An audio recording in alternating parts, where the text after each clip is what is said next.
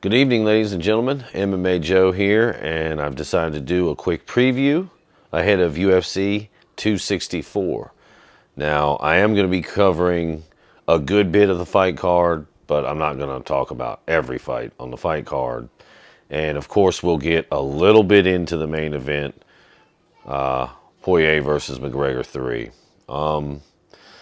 Let's start with the early prelims, which kind of caught my eye because there's a lot of talent in that early prelim spot. Brad Tavares is in the early prelims, and that's kind of nice because anytime that guy fights, it's usually very entertaining.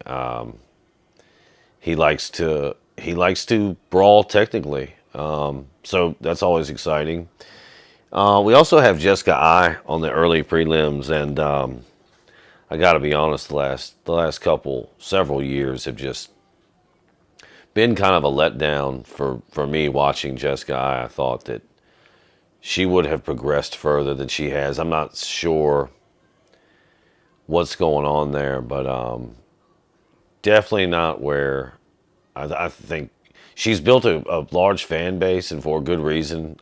She comes to bang and fight, but it seems like she plateaued a while ago with her fighting ability, and I think it has something to do with fight IQ. That's just my honest opinion.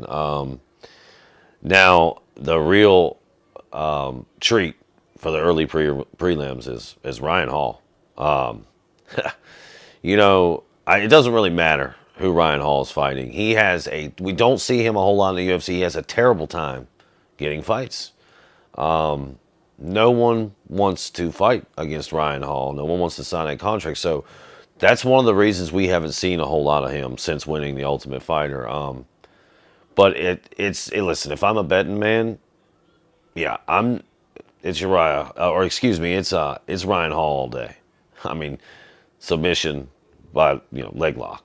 Moving on to the prelims, and one thing I forgot to mention is that I think when these fighters are when they're on a card with McGregor, first of all, just with McGregor, but then you throw in the fact that it's the rubber match for Poirier McGregor. All the fighters below that main card, or at least a lot of the time, like, they're going to be really hyped up. I mean, this fight card should be pretty good all the way around. And that's why I wanted to talk about the early prelims and get a little bit into the prelims here. In the prelims, we have Nico Price versus... nice and stormy outside. Nico Price versus Michael Pereira. Now, that fight, I think, is going to be candidate for fight of the night. To me, that's one of the highlights. It's kind of buried in the middle of the card, but I think that fight has implications to the division, and I think we're going to see some pretty crazy stuff. So that's a fight to keep an eye on, as well as Carlos Condit versus Max Griffin. We just haven't seen a lot of Carlos Condit in the last several years. Much like Ryan also, it's a big question mark, what we're going to get from Carlos Condit. And listen, I've been a fan of his ever since he was in WEC, and I'm be looking forward to his fight just to see where he's at, see where his skill set's at, and it should be interesting because Max Griffin's not a pushover. Like, that's not going to be an easy fight, so that's an interesting fight.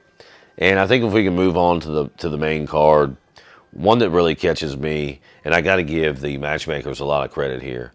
And pardon me for butchering names, but Taivasa versus Greg Hardy.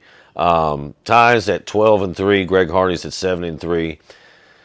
I think this is a really pivotal fight for both guys in their career. And again, that's why I want to give a lot of credit to the matchmakers, because both of these guys come into this fight, I think, knowing that this is an opportunity for a huge win, to propel them into maybe the second part of their career, to give them some momentum. And you can see easily the loser of this competition maybe having a tough time moving forward. So I think that's a big fight in the heavyweight division, and I really think that one has a lot of implications. Another fight on the main card that I would say is, it caught my eye at first, and on paper it looks really good, and then I thought about it for a while, and that's Gilbert Burns and Stephen Thompson. I think Gilbert Burns is a really good fighter, great warrior, and he's going to beat most anybody that steps in front of him. And he almost put the champ away. He just got a little too anxious, a little too excited, and I think probably gassed himself out, cost himself that title. Having said that, he's a great fighter. And this is a good fight, probably on paper, but in reality, Stephen Thompson, his mobility, his style, his never staying still, constantly setting traps, constantly setting up strikes. It's just a terrible matchup for Gilbert Burns on paper. So, like I said, if I'm a betting man, I'm going Stephen Thompson and Ryan Hall. These guys are locks, in my opinion, and probably the easiest fights on the card to call. Besides Jessica I think Jessica I is losing another one. So, yeah, those are probably three locks for me. And I don't really want to get into Dustin Poirier, Conor McGregor, because there's so much to say about that. I want to do that on its own separate thing, but I'm not going to leave anybody in suspense. I think the short of the long of it is, for me, Dustin Poirier walks away with that win. And I'll go into detail, but not right now.